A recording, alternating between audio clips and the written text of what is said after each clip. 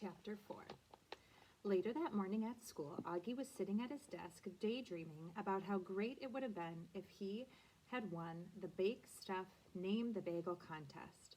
He pictured himself strolling into the grocery store and running into one of his classmates, David Corbin, for instance. "Hey, Oggie," David would say, "you sure do have a nice tan." "That's because I just got back from Hawaii," Oggie would tell him. "Oh, that's right. I heard about how you won that contest."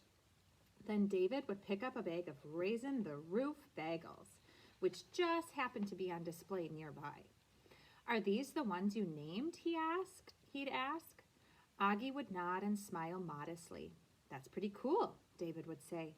"Hey, you don't happen to be free after school today to come over and shoot some hoops with me and the guys, do you?"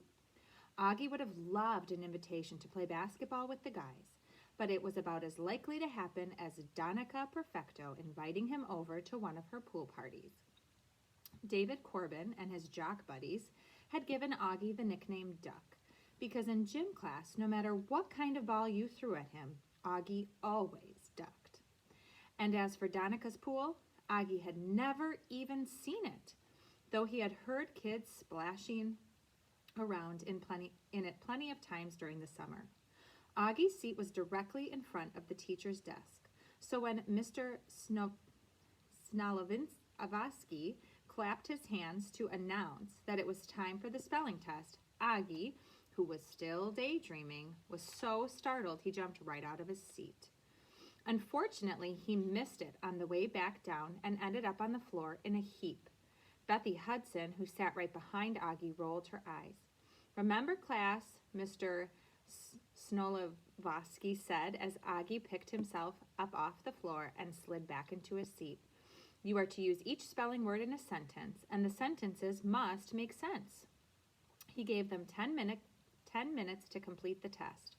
The words they had been assigned that week ended in the letters O-U-S.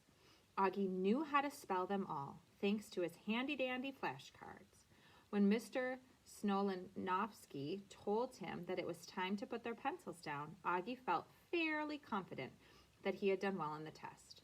"We're going to try something new today," Mr. Snolovsky announced. "Instead of marking your tests myself, I'm going to ask you to mark one another's work. Please pass your paper up one seat to the person sitting directly in front of you." Bethy Hudson groaned and rolled her big blue eyes again. Oggie didn't hear her, though. He was too busy worrying about what to do with his paper. "No offense, Mr. Snolovsky, but I don't get it," Oggie said. "You told us we were supposed to pass our papers to the person sitting in front of us, right? But how am I supposed to pass my paper to the person sitting in front of me when there isn't anyone sitting in front of me, except for you? And you're not even sitting there at the moment. You're standing over by the blackboard, scratching your head." "Could you have possibly found a longer, more complicated way of asking that question, Oggie?" Mr. Snolovsky laughed. "I'm not sure," said Oggie, "but I'll give it a try if you want me to." Mr. Snolovsky had been kidding, but Oggie didn't get it either. He often took things the wrong way. Either that or he was saying something he shouldn't, like the time he asked Mrs. Stifler if the reason her stomach was so big was because she was expecting triplets.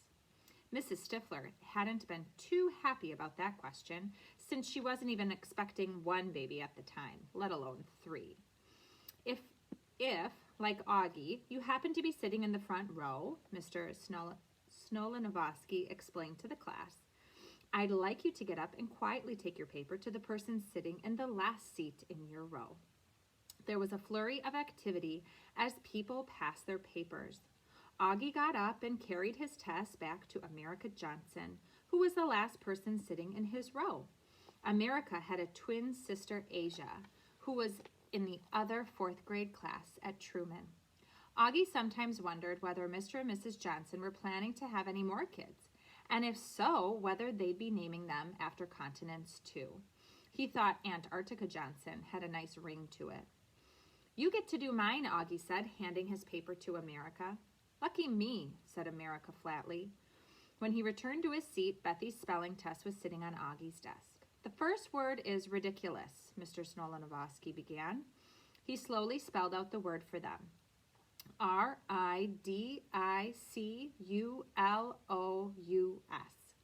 Oggie didn't even have to look at Bethy's paper to know that she had spelled the word right.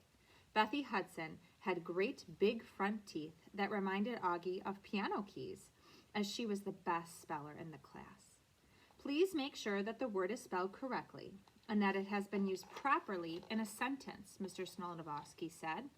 If the person whose paper you are marking has successfully accomplished both of those things, you may place a check mark next to the answer. Bethy had written, ridiculous is a ridiculously easy word to spell. Oggie put a big check mark next to Bethy's answer. Mr. Snolinowski cleared his throat, ready to move on to the next word, when he noticed that America's hand was raised. Question? Said Mr. Snolinowski.